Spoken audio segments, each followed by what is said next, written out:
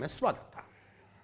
ಬೆಳಗ್ಗೆ ಮೊಬೈಲ್ನಲ್ಲಿ ವಾಟ್ಸಪ್ನಲ್ಲಿ ಒಂದು ದೃಶ್ಯ ಬಂತು ನನಗೆ, ವಿಡಿಯೋ ಕ್ಲಿಪ್ಪಿಂಗು. ಅದನ್ನು ನೋಡಿದಾಗ ನಾನು ಯಾವುದೋ ಸಿನಿಮಾ ಶೂಟಿಂಗ್ ನಡೀತಿರ್ಬೋದು ಅಂದ್ಕೊಂಬಿಟ್ಟೆ. ಇದೆ, ನೋಡಿರ್ತೀರಿ ಎಷ್ಟೊತ್ತಿಗಾಗಲೇ ನೀವು ಅದನ್ನು. ಯೂನಿಫಾರಮ್ನಲ್ಲಿರುವ, ಪೊಲೀಸ್ ಯೂನಿಫಾರಮ್ನಲ್ಲಿರುವ ಒಬ್ಬ ವ್ಯಕ್ತಿಯನ್ನು ಬಿನ್ ಡ್ರೆಸ್ನಲ್ಲಿರುವ, ಮಫ್ತಿಯಲ್ಲಿರುವ ಕೆಲವರು ಹಿಡ್ಕೊಂಡಿದ್ದಾರೆ. ಅಂದರೆ ಜನಸಾಮಾನ್ಯ ರೀತಿಯಲ್ಲಿ ಕಾಣಿಸ್ತಾ ಇರುವ ಕೆಲವರು ಹಿಡ್ಕೊಂಡಿದ್ದಾರೆ. ಆ ವ್ಯಕ್ತಿ ಕೂಗ್ತಾ ಇದ್ದಾರೆ. ಲಿಟ್ರಲಿ ನಾನು ಅನ್ಕೊಂಡಿದ್ದು ಇದು ಸಿನಿಮಾ ಶೂಟಿಂಗೇ ಇರಬೇಕು ಅಂತ. ಅಥವಾ ಪೊಲೀಸ್ ಯೂನಿಫಾರಮ್ ಧರಿಸಿಕೊಂಡು ಜನಸಾಮಾನ್ಯರನ್ನು ವಂಚಿಸ್ತಾ ಇದ್ದ ಯಾರನ್ನೋ ಜನ ಹಿಡ್ಕೊಂಡಿದ್ದಾರೆ ಅಂತ ಅನ್ಕೊಂಡ್ಬಿಟ್ಟೆ ನಾನು. ನೀವು ಕೂಗೋದು ಕೇಳಿಸ್ಕೋಬೇಕ್ರಿ, ಇದನ್ನು ಬರೀ ಕೂಗೋದು ಕೇಳಿಸ್ಕೋಬೇಕು. ಫುಲ್ ವಿತ್ ಆಡಿಯೋ ಪ್ಲೇ ಮಾಡಿ ಅದನ್ನು.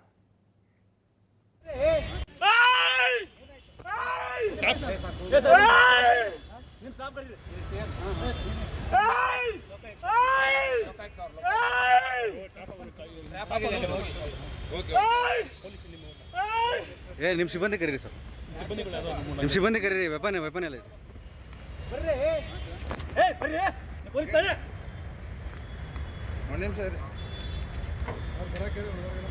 ಹೇಳಿದ್ಯಾ ಬನ್ನಿ ಅಂತ ಹೇಳ್ತಾ ಇದ್ದೆ ತಾನೆ ನೀವು ಪೊಲೀಸ್, ನಾವು ಪೊಲೀಸ್ ಆಯ್ತು. ಮತ್ತೆ ಅದೇ ಹೇಳ್ತಾ ಇದ್ದೀನಿ.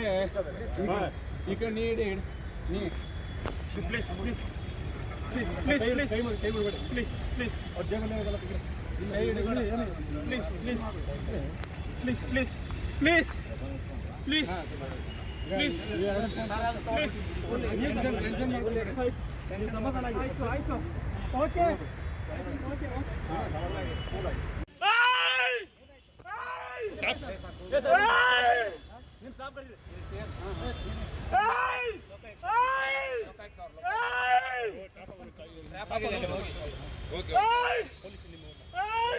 ನಿಮ್ಮ ಸಿಬ್ಬಂದಿ ಕರೀರಿ ಸರ್, ನಿಮ್ಮ ಸಿಬ್ಬಂದಿ ಕರೀರಿ. ವೆಪನ್ ಎಲ್ಲ ಇದೆ.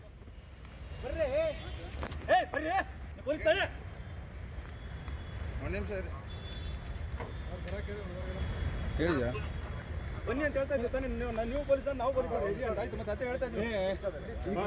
ಈ ಕಡೆ ನೀಡಿ ನೀ please please please please please ಕೈ ಬಿಡಬೇಡಿ ಪ್ಲೀಸ್ ಪ್ಲೀಸ್. ಅವ್ರ ಜೇಬಲ್ಲಿ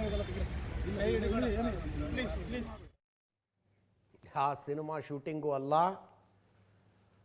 ಪೊಲೀಸ್ ಯೂನಿಫಾರ್ಮ್ ಧರಿಸಿಕೊಂಡು ಯಾವನೋ ಠಕ್ಕ ಕಳ್ಳ ಜನಸಾಮಾನ್ಯರಿಗೆ ಮೋಸ ಮಾಡಿ ಸಿಕ್ಕಾಕೊಂಡಿದ್ದು ಅಲ್ಲ. He is a real police inspector.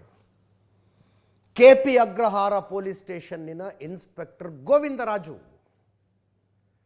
4 lakh ರೂಪಾಯಿ ಲಂಚ ತಗೊಳ್ತಾ ಇದ್ದಾಗ ಲೋಕಾಯುಕ್ತ ಪೊಲೀಸರು ರೆಡ್ ಹ್ಯಾಂಡ್ ಆಗಿ ಟ್ರ್ಯಾಪ್ ಮಾಡಿ ಹಿಡ್ಕೊಂಡಾಗ ಕೂಗಿದ ರೀತಿಯದು.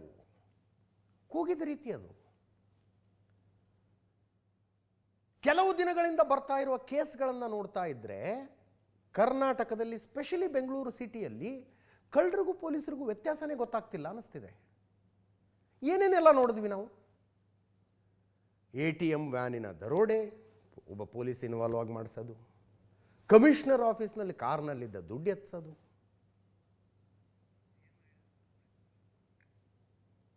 ವಸೂಲಿ ಮಾಡುವಾಗ ಸಿಕ್ಕಾಕೊಳ್ಳೋದು. ಈ ಒಂದ ಎರಡರಿ ಇವೆಲ್ಲ. ಅಲ್ಲಿ ಯಾವುದೋ ಹವಾಲ ದುಡ್ಡು ಹೋಗ್ತಿತ್ತಂತೆ, ದುಡ್ಡನ್ನು ಇನ್ಯಾವ ಒಂದು ಲಿಮಿಟ್ಸ್ ಪೊಲೀಸ್ ಇನ್ನೊಂದು ಲಿಮಿಟ್ಸ್ ಹೋಗಿ ಹಿಡ್ಕೊಂಡಿದ್ದಂತೆ. ಅಲ್ಲಿ ಸೀಸ್ ಮಾಡಿದ ರೊಕ್ಕನೇ ಒಂದು, ಆನ್ ರೆಕಾರ್ಡ್ ತೋರಿಸಿದ ದುಡ್ಡೇ ಇನ್ನೊಂದು, ಮಧ್ಯದಲ್ಲಿ ಗಪ ಆಗೋಗಿತ್ತು. ಇದನ್ನೆಲ್ಲ ನೋಡ್ತಿದ್ರೆ ಏನು ವ್ಯತ್ಯಾಸ ಉಳ್ಕೊಂಡಿದೆ ಅನ್ಸೋದಕ್ಕೆ ಶುರುವಾಗಿದೆ. ಇದು ನೋಡಿ, ಇನ್ಸ್ಪೆಕ್ಟರ್ ಒಬ್ಬ ಲಂಚ 4 ಲಕ್ಷ ರೂಪಾಯಿ ಲಂಚ ತಗೊಳ್ಳುವಾಗ ರೆಡ್ ಹ್ಯಾಂಡ್ ಆಗಿ ಸಿಕ್ಕಾಕೊಂಡಿದ್ದು KP ಅಗ್ರಹಾರ ಪೊಲೀಸ್ ಸ್ಟೇಷನ್ನಿನ ಇನ್ಸ್ಪೆಕ್ಟರು.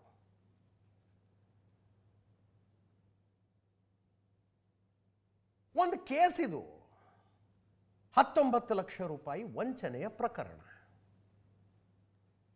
ಆ ಕೇಸ್ನಲ್ಲಿ ಇನ್ನೊಬ್ಬ ಅಕ್ಬರ್ ಅನ್ನೋನ, ನಿನ್ನನ್ನು ಸಿಗಾಕ್ಸ್ಬಿಡ್ತೀನಿ ನಾನು, ಈ ಕೇಸಿಗೆ ಫಿಟ್ ಮಾಡಿಬಿಡ್ತೀನಿ ನಿನ್ನನ್ನು, ದುಡ್ಡು ಕೊಡು ಅಂತ ಕೇಳಿದ್ದ 5 ಲಕ್ಷ. ಅದರಲ್ಲಿ 1 ಲಕ್ಷ ಮೊದಲೇ ಕೊಟ್ಟಿದ್ದಂತೆ ಆತ ಅಕ್ಬರ್ ಅನ್ನೋನು. ಆಮೇಲೆ ಹೋಗಿ ಲೋಕಾಯುಕ್ತ ಪೊಲೀಸರಿಗೆ ಕಂಪ್ಲೇಂಟ್ ಕೊಟ್ಟಿದ್ದಾರೆ, ಹಿಂಗೆ ಲಂಚ ಕೇಳ್ತಿದ್ದಾರೆ ಅಂತ.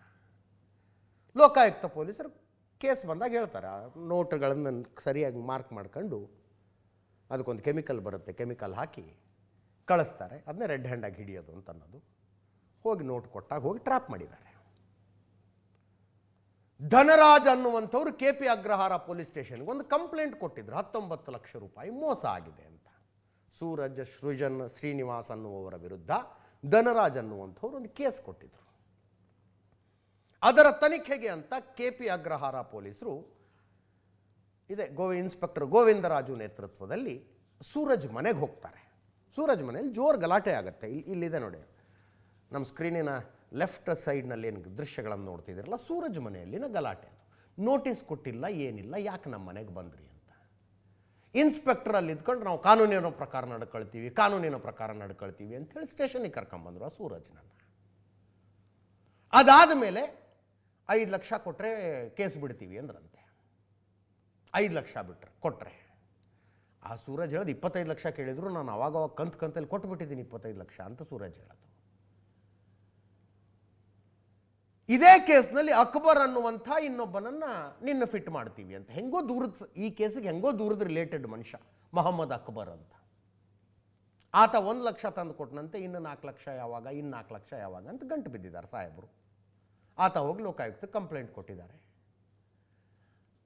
ದುಡ್ಡು ಕೊಡ್ತೀನಿ ಅಂಥೇಳಿ ಲೋಕಾಯುಕ್ತರು ಟ್ರ್ಯಾಪ್ ಸೆಟ್ ಮಾಡಿದ್ರು. ದುಡ್ಡು ಕೊಡ್ತೀನಿ ಅಂಥೇಳಿ ಕರೆಸ್ಕೊಂಡಿದ್ದಾರೆ. ಬಂದಿದ್ದು ಎಲ್ಲಿಗೆ? CAR ಗ್ರೌಂಡಿಗೆ. ಈ ಕೂಗ್ತಾ ಇರುವ ದೃಶ್ಯ ರೆಕಾರ್ಡ್ ಆಗಿರೋದು CAR ಗ್ರೌಂಡಲ್ಲಿ. ಅದು ನೀವು KR ಮಾರ್ಕೆಟ್ನಿಂದ ಮೈಸೂರು ಕಡೆ ಹೊರಟ್ರೆ ಫ್ಲೈಓವರ್ ಇಳಿತೀವಲ್ಲ, KR ಮಾರ್ಕೆಟ್ ಫ್ಲೈಓವರ್ ಇಳಿದಾಗ ರೈಟ್ ಸೈಡಲ್ಲಿ ಕಾಣಿಸುತ್ತೆ, ಶಿರ್ಸಿ ಸರ್ಕಲ್ ಹತ್ರ CAR ಗ್ರೌಂಡು. ಅಲ್ಲಿಗೆ ದುಡ್ಡು ಇಸ್ಕೊಳ್ಳೋಕೆ ಕರೆಸಿದ್ದು. ಲೋಕಾಯುಕ್ತ ಪೊಲೀಸರು ಬಂದು ಟ್ರ್ಯಾಪ್ ಮಾಡಿದರು. ಡಿಪಾರ್ಟ್ಮೆಂಟಿನ ಮಾನ ಮರ್ಯಾದೆ. ಆಮೇಲೆ ನೋಡಿ, ನಿಮಗೆ ಆ KP ಅಗ್ರಹಾರ ಪೊಲೀಸ್ ಸ್ಟೇಷನಿಗೆ ಬಂದು ಪೋಸ್ಟಿಂಗ್ ಆಗಿ 1 ತಿಂಗಳಾಗಿದೆಯಂತೆ. 6 ತಿಂಗಳೇನೋ ಆಗಿದೆಯಂತೆ. ಬಂದಿರೋದೇನು ಪುಗ್ಸಟ್ಟೆ ಬಂದಿರ್ತಾರ ಅಂದ್ರೆ ಇಲ್ಲ, ಕೋಟಿಗಟ್ಟಲೆ ಇನ್ವೆಸ್ಟ್ ಮಾಡಿರ್ತಾರೆ. ಅದಕ್ಕೆ ಕೋಟಿಗಟ್ಟಲೆ ದುಡ್ಡು ಕೊಟ್ಟು ಪೋಸ್ಟಿಂಗ್ ಮಾಡಿಸ್ಕೊಂಡಿರ್ತಾರೆ. ಹಾಕಿರುವ ದುಡ್ಡು ವಸೂಲಿ ಮಾಡ್ಬೇಕಲ್ಲ, ಇಂಥ ದಂಧೆ ಮಾಡೋದು. ನಾನು ಆಪ್ತರಿಗೆ ಅನೇಕರಿಗೆ ಹೇಳ್ತೀನಿ, ಯಾಕಿಂತ ಈ ಚಂದಕ್ಕೆ, ಈ ಸುಖಕ್ಕೆ ಯಾಕೆ ಸರ್ಕಾರಿ ನೌಕರಿ ಮಾಡ್ಬೇಕು ಮಾರಾಯರೆ? ಊರಿಗಿರ ಕಡೆ ಹೋಗಿ ತೋಟ ಗೀಟ ನೋಡ್ಕೊಂಡಿರ್ರಿ ಅಂತ. ಇದೇನು ಮರ್ಯಾದೆ ವಾಪಸ್ ಬರೋದೇನ್ರಿ ಇದು ಕೆಲಸ? ಈ ಸುಖಕ್ಕೆ ಯಾಕೆ ಸರ್ಕಾರಿ ನೌಕರಿ ಮಾಡಬೇಕು? ಕೋಟಿಗಟ್ಟಲೆ ದುಡ್ಡು ಕೊಡೋದಂತೆ, ರಾತ್ರಿ ನಿದ್ದೆ ಬರೋದಿಲ್ಲ, ದುಡ್ಡು ವಸೂಲು ಮಾಡ್ಬೇಕಲ್ಲ, ಹಾಕಿರೋ ದುಡ್ಡು ವಸೂಲು ಮಾಡಬೇಕು, ಮತ್ತು ನೆಕ್ಸ್ಟ್ ಪೋಸ್ಟಿಂಗಿಗೆ ಬೇಕಾದದ್ದನ್ನು ಕಲೆಕ್ಟ್ ಮಾಡ್ಕೋಬೇಕು. ಇಲ್ಲೇ ಇವ್ರಿಗೆಲ್ಲ ಸರ್ಕಾರದ ಸಂಬಳ ಬಂದರೆ ಬಂತು, ಬರದೇ ಇದ್ರೆ ಇಲ್ಲ ಅನ್ನೋ ಹಂಗೆ ಆಗ್ಬಿಟ್ಟಿರುತ್ತೆ. ಬಂದರೆ ಬಂತು, ಬರದೇ ಇದ್ರೆ ಇಲ್ಲ. ಕಂಪ್ಲೇಂಟ್ ಕೊಟ್ಟವ್ರು ಮಾತಾಡಿದ್ದಾರೆ, ಕೇಳಿಸ್ಕೊಳ್ಳಿ. ನಮಗೆ ನ್ಯಾಯ ಕೊಡಿ. ಈ ಥರ ಒಂದು ಕಾಮನ್ ಮ್ಯಾನ್ನ ತಗೊಂಡೋಗಿ ಲಾಕಪ್ಪಲ್ಲಿ ಹಾಕ್ತಾಯಿದ್ರೆ ನಮ್ಮ ಮಾನ ಮರ್ಯಾದೆ ಏನಾಗಬೇಕು sir? There main target is to damage me sir. ಪ್ರತಿಯೊಂದು FIR ಅಲ್ಲೂ ಇಲ್ಲಿ ಆಗಿರೋದ್ರಲ್ಲಿ 2 FIR ನಾನು ಪೇಮೆಂಟ್ ಕೊಟ್ಟು ಆಚೆ ಬಂದಿದ್ದೀನಿ ಸರ್. ಜಸ್ಟಿಸ್ ಇಲ್ಲ, ಇನ್ವೆಸ್ಟಿಗೇಷನ್ ಇಲ್ಲ, ಬ್ಲೈಂಡಾಗಿ ಬುಕ್ ಮಾಡಿ, ನಾನು ಬುಕ್ ಮಾಡಿದ್ರೆ ಭಯಪಟ್ಟು ನಾವು ದುಡ್ಡು ಕಟ್ತೀವಿ ಅಂತ ಹೇಳಿ ನಮ್ಮನ್ನು ಈ ಥರ ಮಾಡಿದ್ದಾರೆ ಸರ್. ಇದು ನಮಗೆ ಭಾಳ ಇದು ಇನ್ಜಸ್ಟಿಸ್ ಅಂತ ಅನಿಸ್ತಾ ಇದೆ ಸರ್. ಇದು ಇನ್ಜಸ್ಟಿಸ್ ಅನಿಸ್ತಾ ಇದೆ ಸರ್. ನಮಗೆ ನ್ಯಾಯ ಬೇಕು. ನಮಗೆ ಒಬ್ಬರು ಮೋಹನ್ ಗೌಡ ಅಂತ ಪರಿಚಯ ಆಗ್ತಾರೆ. ಅವರು ಮನಿ ಟ್ರಾನ್ಸಾಕ್ಷನನ್ನು ನಮ್ಮ ಜೊತೆ ಮಾಡ್ತಾರೆ. ನಮ್ಮದು ಬಿಸ್ನೆಸ್ ಏನಂತಂದರೆ ಈ ಮೈದಾ ಆಟವನ್ನು ಸೇಲ್ ಮಾಡೋವಂಥ ಬಿಸ್ನೆಸ್ ನಮ್ಮದು. ಒಬ್ಬರನ್ನ ಕರ್ಕೊಬಂದು ಸರ್ವಣ ಅಂತ ಇಂಟ್ರೊಡ್ಯೂಸ್ ಮಾಡಿಸ್ತಾರೆ. ಅವರು ಬಂದು ಎಕ್ಸ್ಪೋರ್ಟರ್ ಅಂತ. ಅವರು ಮೈದಾ ತಗೊಂಡು ಹೊರ ದೇಶಕ್ಕೆ ಎಕ್ಸ್ಪೋರ್ಟ್ ಮಾಡೋರು. ಇವ್ರು ಹೇಳ್ತಾರೆ ಅವರಿಗೆ ಐಟಮ್ ಕೊಡಿ, ನಾನು ನಿಂತ್ಕೋತೀನಿ ಗ್ಯಾರಂಟಿಗೆ ಅಂತ. ಐಟಮ್ ಎಲ್ಲ ಕೊಟ್ಟಿವಿ, 1.5 ಕೋಟಿ ಐಟಮ್ ಕೊಟ್ಟಿವಿ ನಂಬಿಕೆ ಮೇಲೆ. ಅದನ್ನು ಅವನು ಫೇಲ್ ಆಗಿ ತಗೊಂಡು ದುಡ್ಡು ಓಡೋದ. ಇವರು ಬಂದು ಮೋಹನ್ ಗೌಡ ಅನ್ನೋರು ನಮ್ಮ ಮೇಲೆ ಹಲ್ಲೆ ಮಾಡ್ತಾರೆ, ನಮ್ಮ ದುಡ್ಡು ನಮಗೆ ಕೊಡಿ, ನಮಗದ್ರ ಬಗ್ಗೆ ಗೊತ್ತಿಲ್ಲ ಸರ್ವಣ ಬಗ್ಗೆ ಅಂತ. ಹೋಗಿ ಪೊಲೀಸ್ ಸ್ಟೇಷನಲ್ಲಿ ಕಂಪ್ಲೇಂಟ್ ಕೊಟ್ಟರೆ, ನಿಯರೆಸ್ಟ್ ಪೊಲೀಸ್ ಸ್ಟೇಷನಲ್ಲಿ. ಆ ಪೊಲೀಸ್ ಸ್ಟೇಷನಲ್ಲಿ ಕಂಪ್ಲೇಂಟ್ ತೊಗೊಂಡು FIR ಮಾಡಿ ಅದನ್ನು ತನಿಖೆ ಮಾಡಿಲ್ಲ. ಕೊಂಡು ನಮಗೆ ಪರ್ಸ್ನಲ್ ಟಾರ್ಗೆಟ್ ಮಾಡಿ ಬಡ್ಸ್ ಕೇಸ್ ಅನ್ನೋದೊಂದು ಆ್ಯಕ್ಟನ್ನ ತಂದು ನಮ್ಮ ಮೇಲೆ ಇಂಪೋಸ್ ಮಾಡ್ತಾರೆ. 2 crores ಡಿಮಾಂಡ್ ಮಾಡೋದ್ರಲ್ಲಿ ನನಗೆ ಇಮಿಡಿಯೇಟ್ ಬೇಕು, ನನ್ನ ಮೇಲೆ 20 ಲಕ್ಷ ಅವರದ್ದು ECP ರವರ ಚಂದನ್ ಅವರಿಗೆ ಕೊಡಬೇಕಂತ ಹೇಳ್ತಾರೆ ಗೋವಿಂದರಾಜು. ನಾವು ಭಯಪಟ್ವಿ, ನಾವು ಕೊಟ್ವಿ ಹಣ ಕಾಸನ್ನು. ಫಸ್ಟ್ FIR, ಸೆಕೆಂಡ್ FIR ಅಲ್ಲೂ ನಾವು ಕಂತಲ್ಲಿನೂ 25 ಲಕ್ಷಗಳನ್ನು ನಾವು ಕೊಟ್ಟೇವಿ. ಸೊ ಈ ಕೇಸಲ್ಲಿ ಕಂಪ್ಲೇಂಟೆಂಟ್ ಬಂದು ಮೊಹಮ್ಮದ್ ಅಕ್ಬರ್ ಅಂತ. ಎ ಜಿ ಒ ಬಂದು ಗೋವಿಂದರಾಜು, ಇವರು inspector KP Agrahara police station.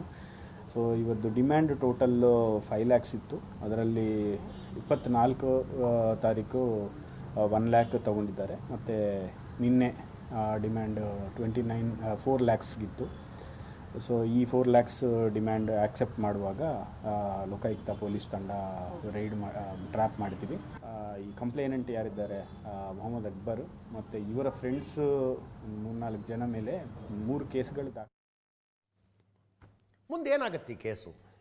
ಇಷ್ಟೆಲ್ಲ ಆಯ್ತಲ್ಲ, ರೆಡ್ ಹ್ಯಾಂಡ್ ಆಗಿ ಸಿಕ್ಕಿಬಿದ್ದಿದ್ದಾರೆ. ಇಲ್ಲಿ ಯೂನಿಫಾರ್ಮ್ನಲ್ಲಿ ಕೂಗುತ್ತಾ ಇರುವ, ಸಿಕ್ಕಾಕ್ಕೊಂಡಿರುವ ಗೋವಿಂದರಾಜುನು ಪೊಲೀಸ್ ಡಿಪಾರ್ಟ್ಮೆಂಟೇ, ಹಿಡ್ಕೊಂಡಿರೋರು ಪೊಲೀಸ್ ಡಿಪಾರ್ಟ್ಮೆಂಟೇ.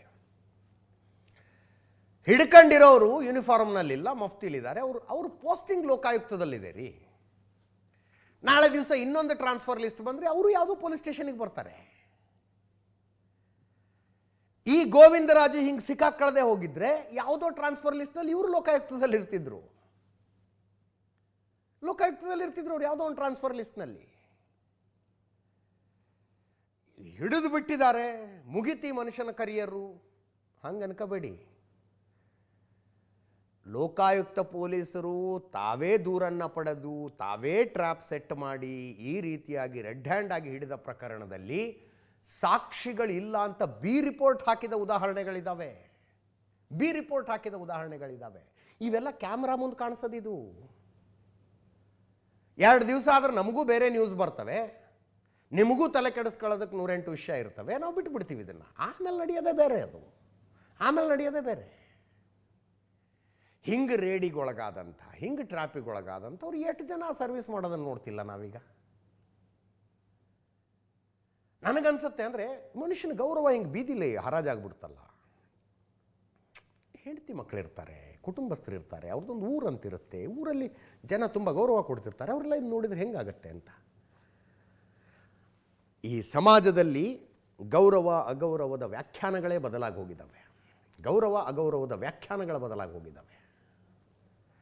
ಯಾರೋ ನನ್ನ ಹಿರಿಯ ಸ್ನೇಹಿತರೊಬ್ಬರು ಹೇಳ್ತಾ ಇದ್ರು, ಅವ್ರು ಚಿಕ್ಕವರಿದ್ದಾಗ 1960s 1970sನಲ್ಲಿ ಕನ್ಯಾ ನೋಡೋದಕ್ಕೆ, ಅವ್ರ ತಂಗಿ ನೋಡೋದಕ್ಕೆ ಯಾರೋ ಗಂಡಿನ ಕಡೆಯವರು ಬರ್ತಿದ್ರಂತೆ, ಕಾರಲ್ಲಿ ಬಂದುಬಿಟ್ರಂತವರು.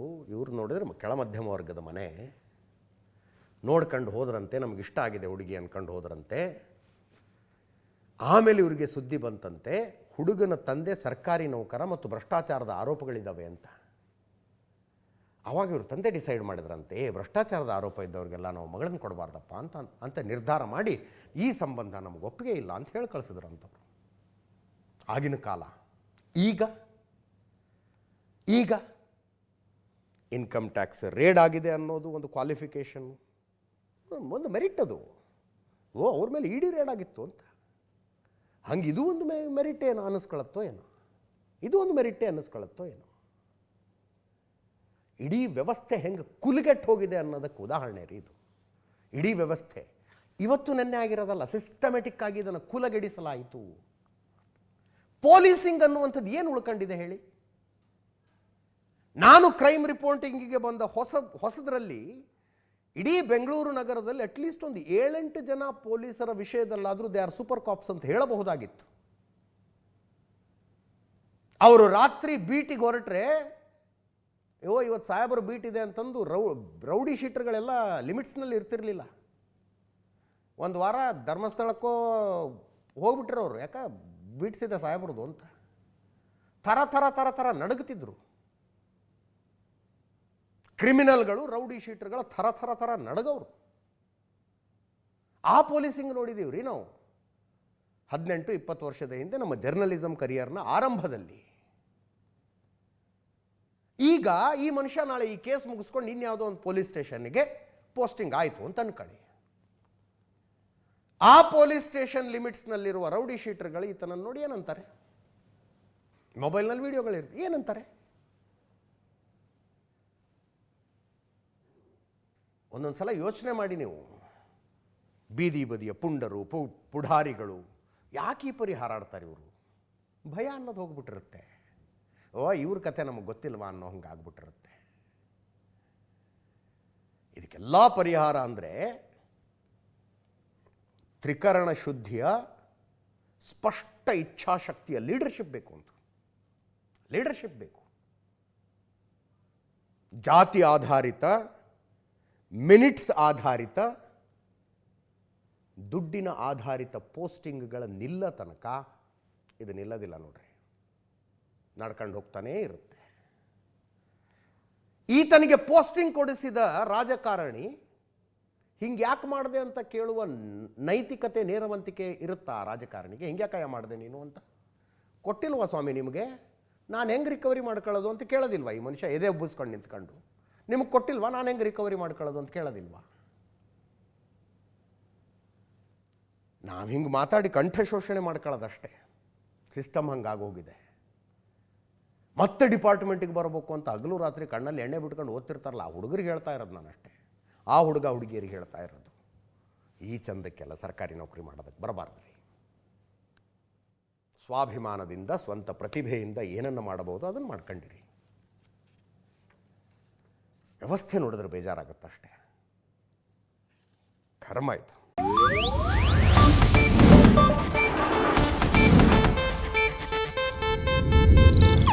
ಇದು ಏಷ್ಯಾನೆಟ್ ನ್ಯೂಸ್ ನೆಟ್ವರ್ಕ್ ಪ್ರಸ್ತುತಿ.